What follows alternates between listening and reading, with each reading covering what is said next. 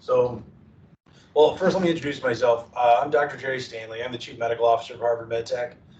My background, I'm a third generation family doctor, practiced rural family medicine for really the better part of 10 years. Um, I always say jack of all trades, master of none. I OB, C-sections, trauma surgery, you name it. I was very frontier.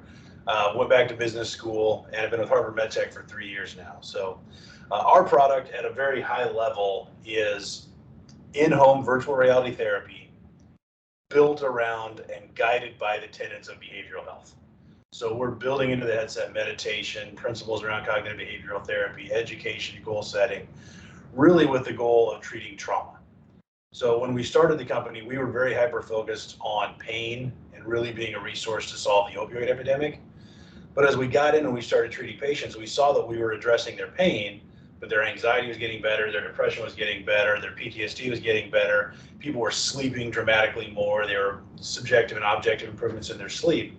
So we said, I think we're focusing on a symptom, not the problem. The problem is really trauma-informed care. Let's treat people holistically, really use a very biopsychosocial model of let's address the biomedical issues, but let's give the psychosocial support that a lot of times is missing from a lot of the avenues within healthcare. So that's why I'm pretty charged up to be with you guys, because you guys do this every day. Like you get where a lot of the other places are like, yeah, I don't understand that, or we'll send them down the road if we can find them.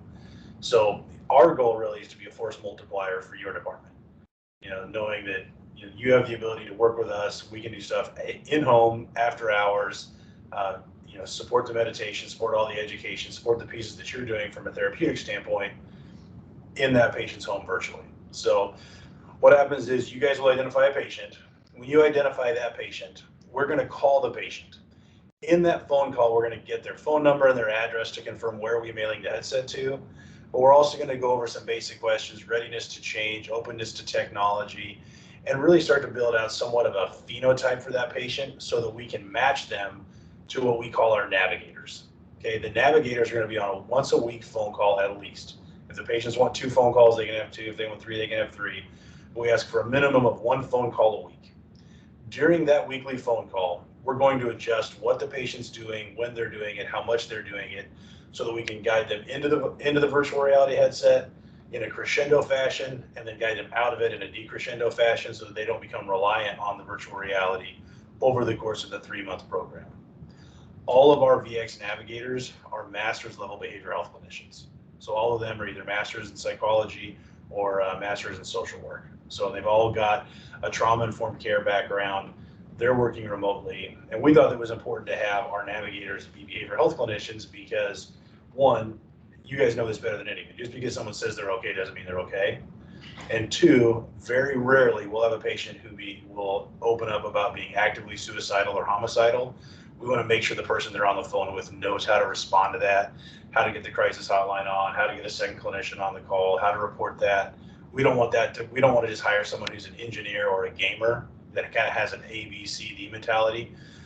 They're going to be on that weekly phone call and they're going to say, we'd like you to do this educational content this week. We'd like you to do these escapes, do this for fun. Let's start doing some meditation to see what you like. Next week, they're going to say, yeah, do that. What's your counselor talking about? Okay, great. They want you to do meditation. Let's talk about, here's a box breathing exercise. Here's a mindfulness or a body awareness exercise. So this will support what you're doing with your in-clinic therapies. So the big caveat that I want to point out is the concept of VR versus VX.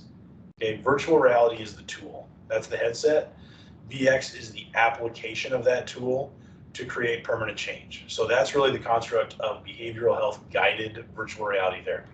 So that's really the distinction, is virtual reality as a tool for distraction. Like we were talking about, you can use virtual reality as a distraction for a procedure. That's very acute, that's hyper-focusing the brain, turning down the thalamus's ability to process signals, versus the application of that over time to create permanent neuroplastic change. So VR is acute, VX is using acute to create permanency of change to drive resiliency. So what we see in patients is really a permanency of decreasing in pain, anxiety, depression as they're becoming more resilient. Okay, and very much the same way like a patient learns how to use a hand after a stroke, the brain's forming that neuroplastic pathway that's going to be much more, I'll say, homeostatic for the patient as they move towards that level of resiliency. So it's really focused distraction acutely that creates permanent neuroplastic change chronically. Does that make sense as far as how we're applying it? Mm-hmm. So we go to the next slide. Yep. So within the headset, we have 4 categories, or what we call experiences: knowledge, distraction, meditation, and escape. The knowledge is very basic, simple clinical vignettes. It's meant to, well, I always say we really want to normalize that if you have anxiety, you're not broken, you just have anxiety. If you have depression, you're not broken. If you have pain, these are all normal physiologic responses to a situation. So you're not broken. What you're experiencing is yours. How you're experiencing it is personal. Now let's walk you through it. So it's really meant to educate and empower patients to have a better dialogue with their clinical team. So it's, again, we've written it. All of the content has been written and narrated by me.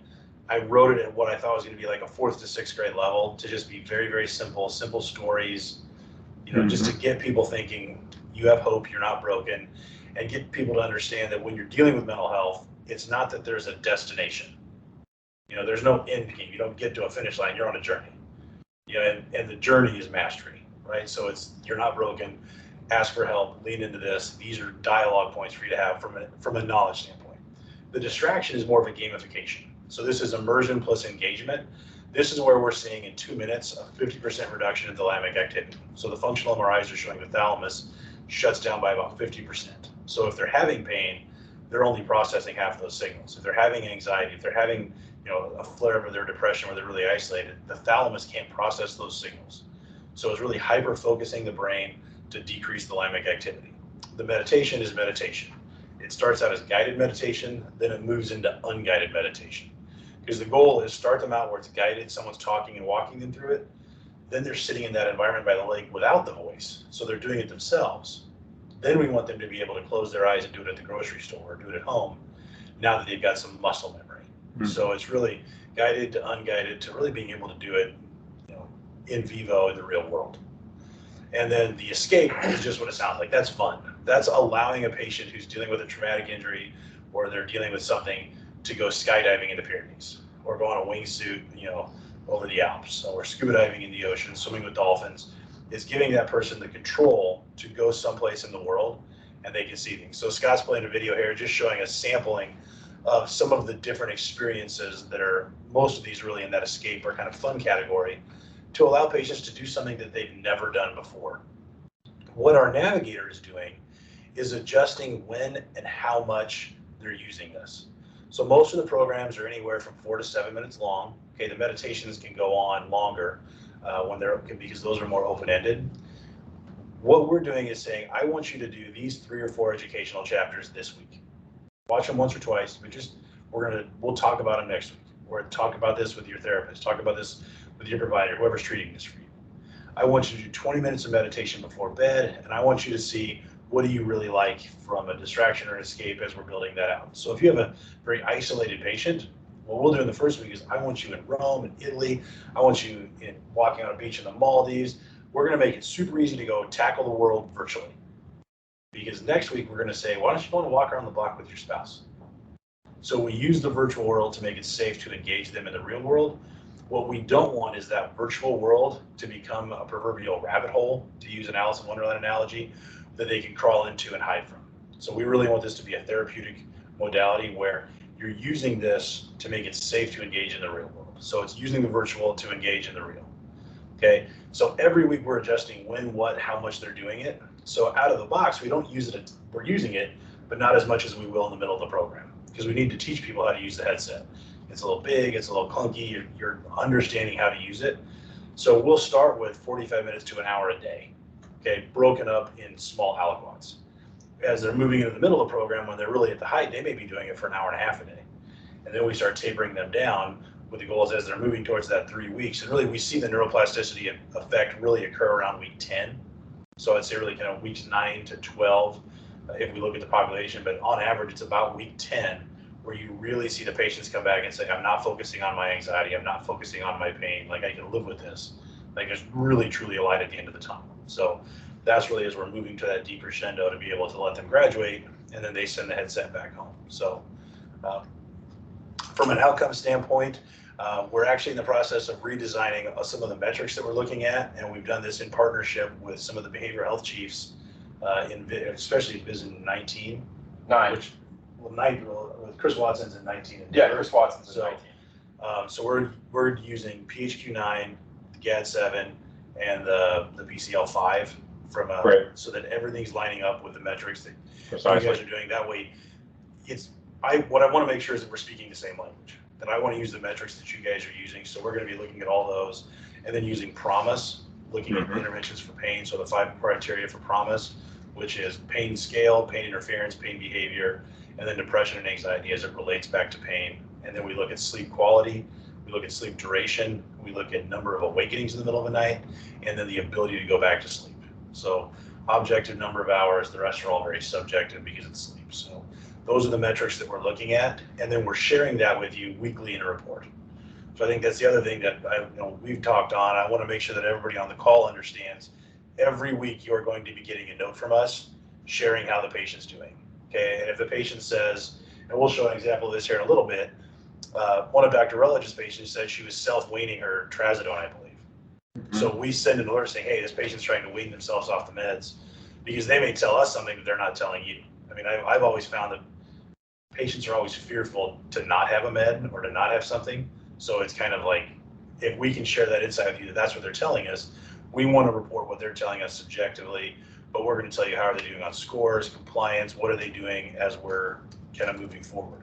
Right, and I saw it as a clear alert on the report yesterday. We just made this very clear to be like, hey, we're calling this out. I'm not a giant having 1,000 alerts because of alert fatigue, but if somebody says they're messing with their medications, that's not really our modus to go tackle and address that. But as a clinician, I want to know if somebody's messing with their drugs, right? So we do that just as a, hey, clinically, this is important. We're calling that out. So this is actually looking at some different outcomes. We're right now in the process of doing a large multi-center publication.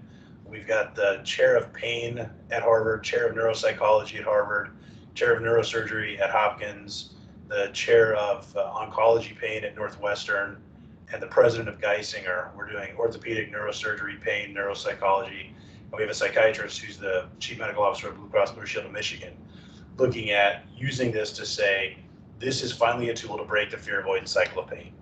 That whether they've got anxiety or pain, it doesn't matter which comes first. If we can treat both aspects of the person, we finally have a tool that will address long-term chronic pain, but also work really nicely in the acute window from a perioperative standpoint, so that we're not reliant on opioids like we've done so far. So what we were able to see over the course of these patients, so this is 333, we did not blind out anyone with depression or anxiety. Most of the studies on virtual reality therapy, if you have depression or anxiety, they kick you out of the program. Our thing is that's exactly the patients we want to treat, so we wanted to have them included. So we actually pulled them out as separate. So we're actually looking at that data saying we've got 333, but 208 had anxiety and 182 had depression as comorbid diagnoses with some sort of a chronic pain condition. So they had to have pain for at least 2 years, and then plus anxiety, plus depression, looking at improvement in pain, anxiety, and all of the metrics, with not just looking at their pain score, but pain interference and pain behaviors. So are you guys familiar with interference and behavior scores? Okay, so for me, I'm not a giant, I don't like to look at the number as far as the pain score. I really like to look at, does it change a behavior? Does it cause interference with their life? And what we were able to see is just marked improvement in, it's not interfering with their life. Like, even if they say their pain's 8, it doesn't interfere. So to me, that's a win.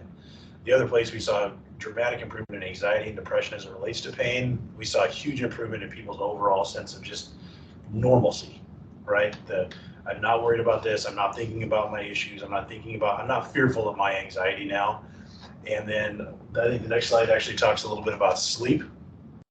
So what we were able to do is, when we looked at the population, about 20% of the patients were increasing their sleep by greater than 3 hours. About 80% of the patients were increasing their sleep by at least an hour. So huge improvements in the duration of sleep. And we all know there's a one-to-one correlation between depression, anxiety, pain, PTSD, and people's sleep. So we're in the process of doing a study where we want to publish this, really looking at kind of the emerging science around neuroplasticity is all coming out saying it's not the action that's causing the permanency of neuroplasticity, it's the ability to sleep.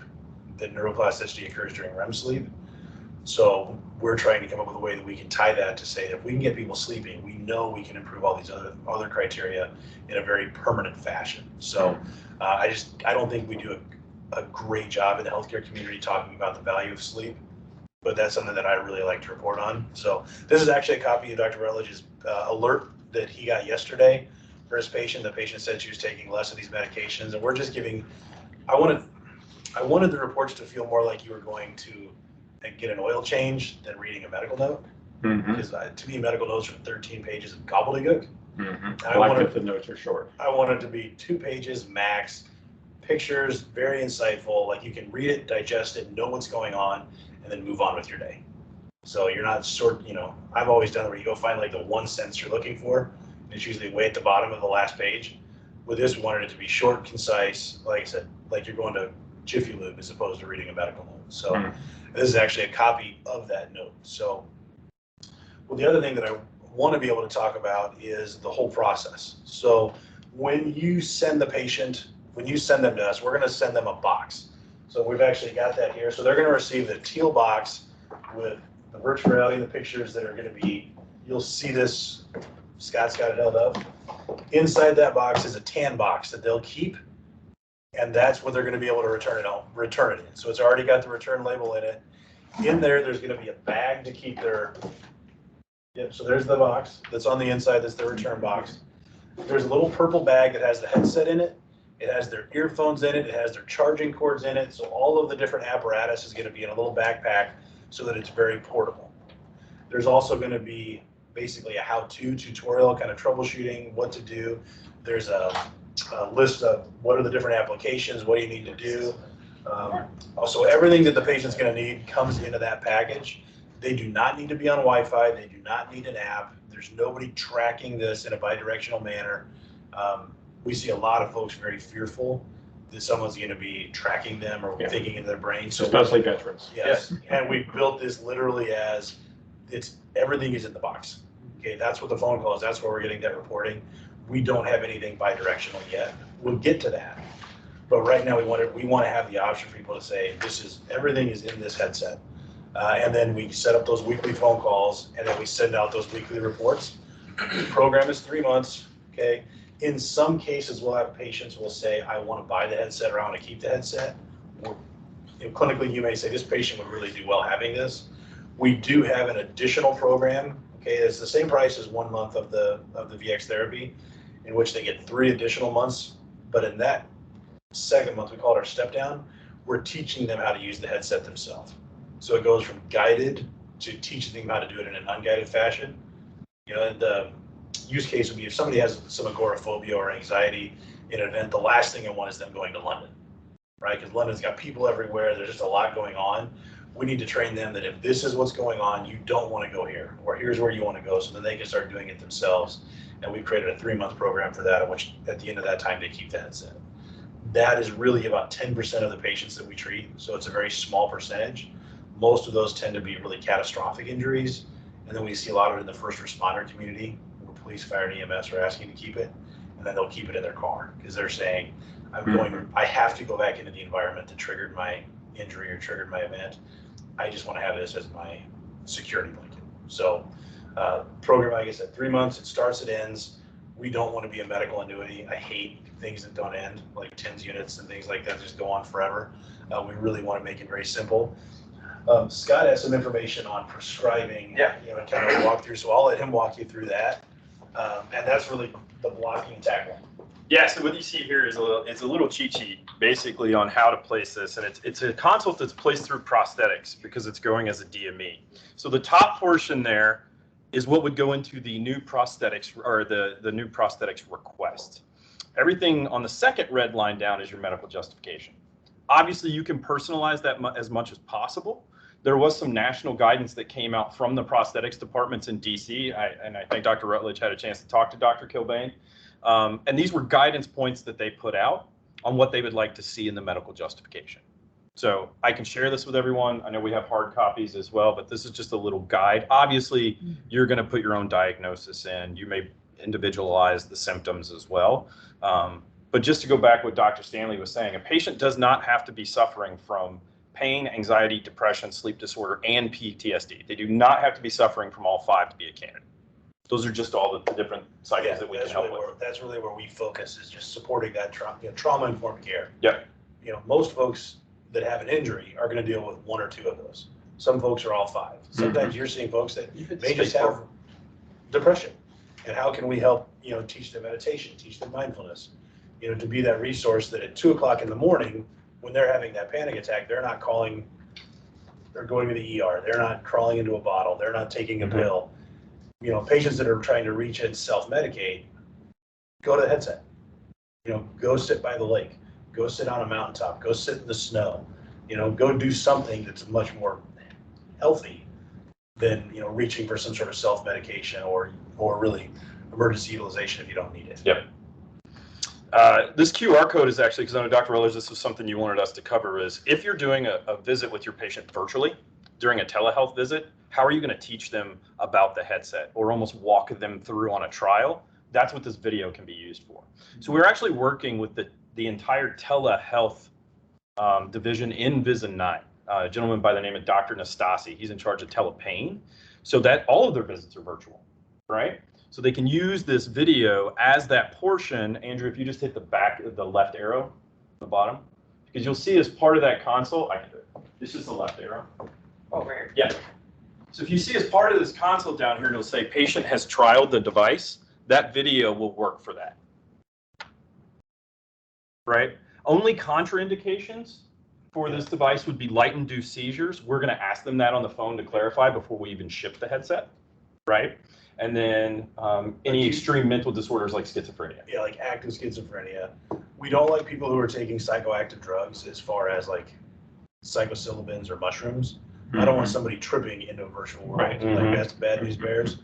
And then we don't want acute concussions or open head wounds for the obvious reasons. So we're doing a lot of work. Like we just started a grant with the NFL and the Chuck Noll Foundation for post-acute, kind of post-concussion syndrome. So if the symptoms last greater than 10 days, then we're a good fit. But in that interval of an acute concussion, we don't want to make things worse because of the lights and the movement and the sounds. It's just not good brain rest. So acute concussions, open head wounds, visually evoked seizures, active psychosis, whether that's an active mental psychosis and or some sort of a pharma-induced psychosis if you've got somebody who likes to take hallucinogenics. And then obviously they can't be blind. Right. Blindness would be a contraindication. Yeah. Yes. Those are pretty narrow exclusions. Yeah, it's pretty wide. It's not going to affect very many people. But that's it. That's where I'd love to answer any questions.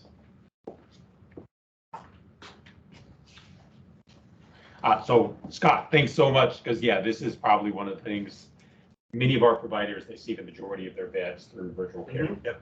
And so being able to, it looks like even be able to order one of these, through the template, we need to be able to say that we have trialed the device with the veteran. Yep. And literally, if you just hold your phone up to that right now, it will take you to this video. So that QR code is active. So we've got folks that they'll just put this up on their screen. The patients get their phone and they're like, great, and then the patients can watch it at their leisure. And then that's the trial. Or we could activate the video during your stream and watch it sharing it during your session. So, and about how long is it? 5 minutes. Okay. It's about 5 minutes. Yeah. So that way, as you're really kind of checking the boxes from a thoughtfulness of the prosthetics department, that they're doing everything they need. Because obviously they think of things like a prosthetics department. They want to make sure that if we're buying somebody an artificial limb, does it fit and work, right? So with this, I always say the telehealth call is more complicated than the virtual reality headset. So if they can do a telehealth call, they can put a headset on. And I think also importantly, because if we're tracking compliance during those weekly reports, if your patient was to become non-compliant, not only are you going to see that in that reports, but and we know life happens. Sometimes appointments get changed and they need to reschedule, we know that. But if it becomes habitual, we'll actually end the program on our end, have the vet ship the headset back and refund the VA. Yeah, that's our thing, is we're not going to charge for something that's not being used. That's great. And I had a specific example of one of the vets that I spoke to yesterday who's interested in this. She recently had an eye surgery. So he's sort of encumbered by these very thick glasses. Yep. And can't really kind of do anything to move her head or do anything that's visually intensive. So I told her that, hey, we're just going to table this for a couple of months while you heal up from your eye surgery. But imagine that something like that happened acutely in the middle of a VR treatment session. Right. What would be the protocol? Honestly, if that happened, we would just pause. We will pause. And, even if they say, we'll send, say they have to have a surgery and they need to be on eye rest or minimal eye, activity for a few months, we'll just say, send the headset back, we'll restart it, when you're ready to go. Mm-hmm. So they could just hang on to it. They wouldn't have to send it back. They could just take a few weeks off. They can either send it back or hang on to it. Probably the easy would be just send it back and we'll send you a new one. Brand new one. In a few months, just because we're continually updating software, so they may get an additional addition of software, new programs that they didn't have otherwise. Okay. So, yeah, those things happen. Yeah. We're seeing right now a big move into this going in the perioperative window. So a lot of our spine colleagues are saying, we want this at the time of surgery. So if I see a patient today and I book them for surgery, it's usually booked about a month down the road. They're sending the referral to us. So we're treating the patient for 2 weeks before their surgery to get them sleeping and kind of get them using this. And then they're bringing the headset to their surgery. So they're waking up in the virtual reality in the PACU. And the docs are going, this is phenomenal. Like, we're not using With 10 weeks of support on the back end. 10 weeks of pain support, et cetera, the behavioral health, all these other things to create resiliency. They're not seeing the giant doses of fentanyl in the PACU that they were. Because they're waking up and the thalamus isn't processing all of that surgical pain. Mm-hmm. So they're saying, this is wonderful. So we're getting ready to launch a study at Duke for multi-level spine. So it's 10 level minimum. So really kind of the big major deformity scoliosis. They're running an average of 8 days in the hospital after surgery. They're saying if we could just cut 1 day off, the amount of money that would save the insurance companies is out of bounds. For the hospital, that 1 day turns into 1 extra surgery a month that they can do. So 12 extra cases, that's millions of dollars to the hospital in revenue, but it's savings per case to the payer. So they're going, this is a no-brainer. We could just say 1 day. Yeah, that means shorter wait lists. So everything, access improves. Is like, we're doing the same thing over and over. They're like, this lets us try something different. And a lot of the orthopedic and neurosurgery groups, they're coming back. Their focus right now is we do good surgery, but sometimes have bad outcomes. And all of their attention right now is focused on psychosocial risk. They're like, we just can't support patients. Like, we don't hug, we don't kiss, we don't hold hands. Like, we're orthopedic surgeons. Like, we're carpenters. We don't ask about how people feel. Like, we feel the bone, we look at the x-ray, and we do the surgery. So if someone's got risk or, adverse childhood events or some sort of psychological risk or social determinants of health, they're like, we don't support that. That's where we get to come in to be really a new arrow in their quiver. Mm-hmm. I wanted to add, I know it was a part of the presentation, but it was super important. Just my personal experience working with you guys, how helpful and responsive you've been as we've had to navigate all kinds of hurdles. So I just want to make sure that it's in the presentation here in the recorded version and that folks hear that, if there was some kind of problem with consult, that they can probably reach out to you guys and get support and help, feedback, and work through these issues. Okay, so if you guys had just told me about this in February and I was trying it on my own, I would have just hit a brick wall and I would have been paralyzed. Would have got nowhere. So honestly, we got you in the community. So if you need anything, you can be here in a heartbeat. Scott's around, I'm around. So and I'll leave some more of my cards. If you want me to as fly a clinical out in the question. middle of winter to San Diego, I have no problem with Kansas City in No January. Even in July, it's better here than Kansas City in July.